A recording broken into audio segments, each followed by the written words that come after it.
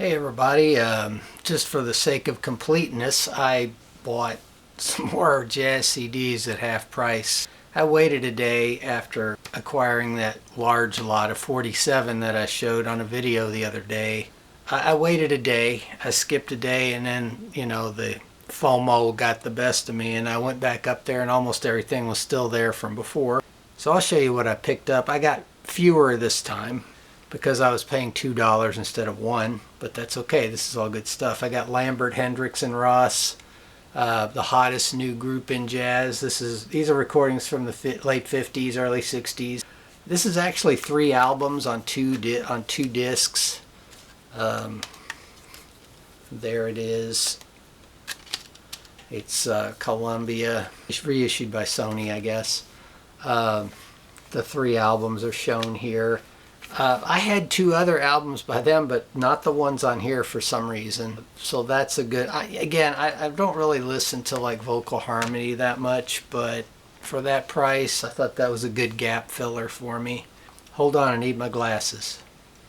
Alright, this is Andrew Hill. He's a pianist on Blue Note. I'll take the art out. There it is. Nice cover. Classic Blue Note type cover. He's kind of in the shadows there. Very neat. This one's called Judgment. It was recorded in 1964 by Rudy Van Gelder. You got Bobby Hutcherson on vibes and Elvin Jones on drums. So a crack cast from Blue Note there. $2 on that one. Got another Max Roach. This is a 2-disc thing, or 2 albums on one. This is Collectibles, the famous label that puts out a lot of old retro stuff, a lot of rock and roll and blues and stuff. Pretty much every genre. And it's Max Roach. He's upside down. Max Roach, of course, a famous jazz drummer back in the 50s mainly. Charlie Hayden's Liberation Music Orchestra from 1969. I actually used to own this album and I sold it because it's a little too free jazz for my taste. I had a copy though. I made a copy of my old copy that I sold, but then when this came up for $2, I'm like, you know what, I should probably have this, just as a milestone in the history of jazz. I should have this just as a completist. Now Hayden, of course, back in the 80s and 90s, I'm not saying he eschewed that era, but he started doing much more romantic, accessible jazz later, sort of night music, really nice, pleasant stuff, which is what I tend to listen to if I listen to Charlie Hayden. But anyway, so I got Chet Baker in Paris. This is Chet Baker in Paris 1 and 2 on one disc. This is on the Allegiance Records label, issued in 1987. I don't know when these sessions were done. I'm assuming late 50s. So, Chet Baker's always enjoyable. We got a trio here with Monty Alexander. Is it Ray Brown and Herb Ellis? It's called Triple Threat. And it is on Concord Jazz. I still have the price label on. These are all $2. This is dated 1989. So this is probably pretty solid, I'm assuming. Jerry Allen Trio. I don't know who's playing with her. Ron Carter and Tony Williams. So she's got top-notch people here. This is a newer one from 1994. Something Else Records, Blue Note. That's basically the cover art, which is covered by the label, but you can see it here. And there's the Blue Note label. And I've heard her before. She's fine. Now, this is a guy named John. Let me get the art out. This is a guy named John Fedchock. I think in that video I did a year ago with the jazz acquisitions that I made, I called him Fedgecock, but it's Fedchock. It's a difficult name, Alfred Fedchock. No, New York Big Band. Up and Running is the name of the album. This is on Reservoir Records. Not a label I've heard of before. 2007. New York Big Band. I know he's a trombonist. I know I heard some things by him and he's really good. And I have, as I say, an album I got by him last year and it was fine. This is a Reference Recordings CD, Professor Johnson Digital Master. These always sound amazing. This is the Oxnard Sessions by Mike Garson, Volume 2. Garson's a pianist. And you've got Brian Bromberg, acoustic bass, Ralph Humphrey drums, and Eric Marienthal on alto soprano sax, with Billy Muntz drums also on some tracks. 1993 reference recordings. I really don't know much about this, but anytime I see a reference recordings for $1 or $2, I buy them because they're always going to sound great.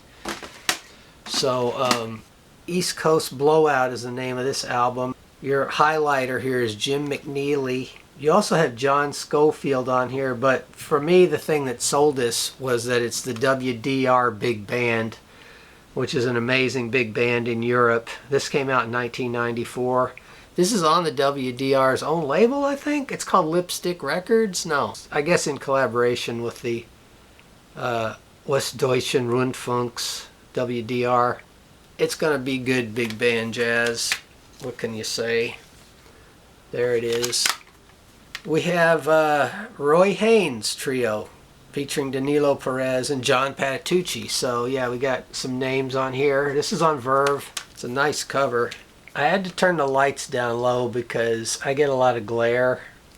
So we're going to have a darkish video, I assume. But the art is nice. The art's real nice.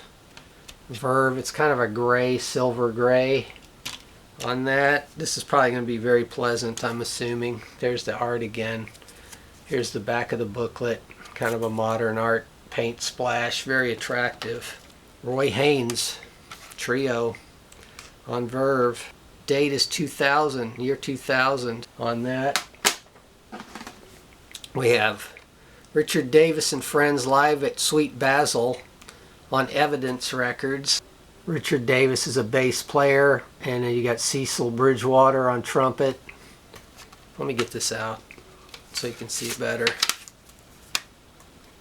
Live at Sweet Basil. Ricky Ford tenor sax, Sir Roland Hanna on piano, George Cable's piano, and Ronnie Burridge, is it Buzzage? I can't read that. Drums.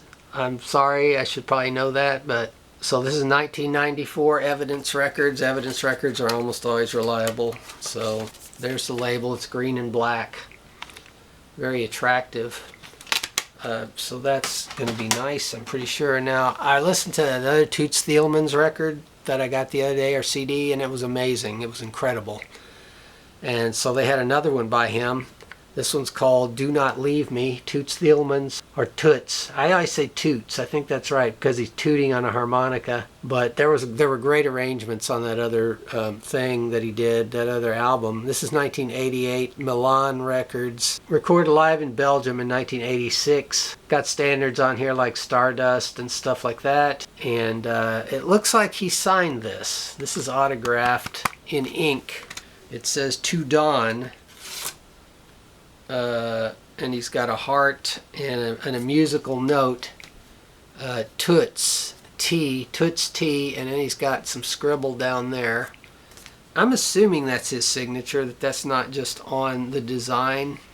I'll have to look at the original album cover on Discogs and make sure that isn't part of the design, but I think that's his signature. So whoever Don was owned this at one time. I have it now, so Don, it's going to be in good care because I appreciate my jazz music as much or more than anyone on the planet. So Hampton Hawes here on, is this Milestone? It's one of those contemporary records. 1958. Hold on. All right, I'm back. I had a little bit of an emergency that needed to be solved there. Hampton Hawes, The Sermon. There's the cover art. 1958 Contemporary Records, that's the Fantasy Original Jazz Classics line. It's the same label that put out Creedence Clearwater Revival back in the 60s and 70s, Fantasy. But they also had a great jazz catalog from the 50s, mainly late 50s and early 60s. They also had Milestone and maybe another label line on there. I mean, this is going to be first-rate Hampton Hawes piano. You know, Leroy Vinegar bass and Stan Levy on drums. So, you know, solid stuff for $2. I'm not going to be passing on that. And we've got, finally, Stanley Turrentine again with the Three Sounds. This album's called Blue Hour. This is on Apples? No, I say applesauce. Applause Records. I'm trying to read it upside down. So Applause upside down looks like applesauce to me for some reason. Okay, so it's on a nice red and silver disc. Liberty Records, 1961 division of Capitol. So it's a major label recording. And it's got jazz standards on here.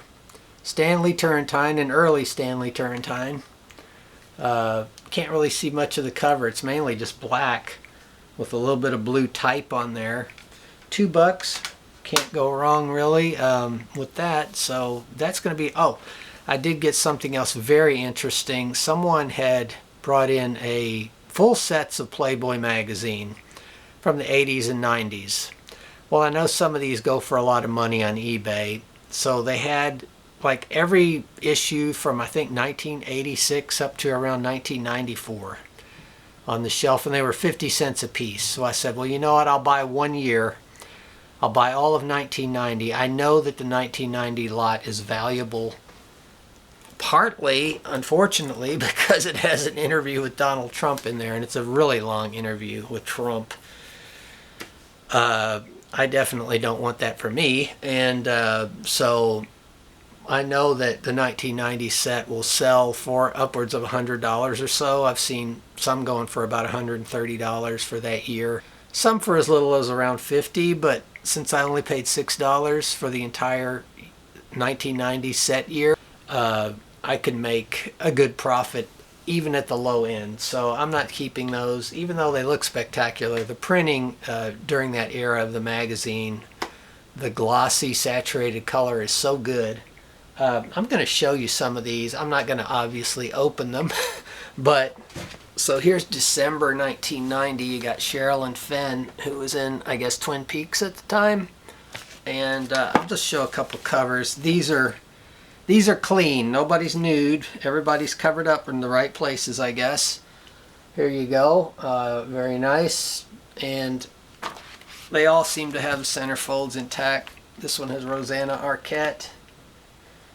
This one has Erica Eleniak from Baywatch. This one has Sharon Stone. And then you got the Playmate of the Year, Renee Tennyson here. You got Margot Hemingway here. You got the girls of the ACC. And here's the notorious, is this March? I can't read. Yeah, it's March 1990 interview with Donald Trump, which actually people will buy. Women of Russia. Oh, how appropriate, eh? And Joan Severance, I guess. These are in good shape. Now, the Donald Trump one, it looks like somebody's cat-gnawed at it a little bit, but it's okay. I'm going to lot those up and probably put, at the bare minimum, I'll put $80 on that. I spent $6, and if I was really smart, I could have just bought the entire lot. But this is experimental. I don't like committing too much money to something that I haven't sold before because I don't know how things are going to go. I'm very suspicious. But I will be selling those. I don't need those. I don't collect adult magazines. Even if I wanted to, I have no room in here. I'm at saturation point. Luckily, it looks good in here. There's nothing on the floor. Everything is on a shelf.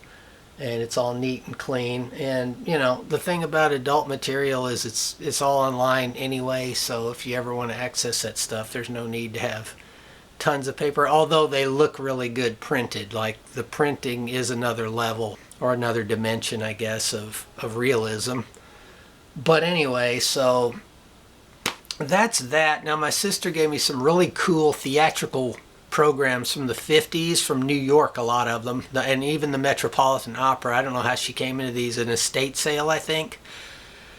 I was looking through those and they're amazing. I'm probably going to sell some and keep some. I'd like to frame some of them because they're very vintage and very unique and very charming and really take you back to those times. But that's all I got today. I do want to say I did listen to that first batch of jazz CDs. There's a few left that I haven't listened to yet, but my God, they're good. Now, there are a few clinkers in there, which is to be expected. That's statistically, likely that maybe 20% of what you buy is not going to be to your taste, and that was the case here. I'll either sell those online or maybe put them in the go back lot for credit, but we'll see. I'm still going through them. So that's that. Thank you for watching. I know these kind of videos are not the most popular, but I'm just doing them for myself, just trying to get back into the flow of being in front of the camera, which, you know, you get self-conscious even if you're just by yourself making a video. So I'll check you out later. Thank you for watching.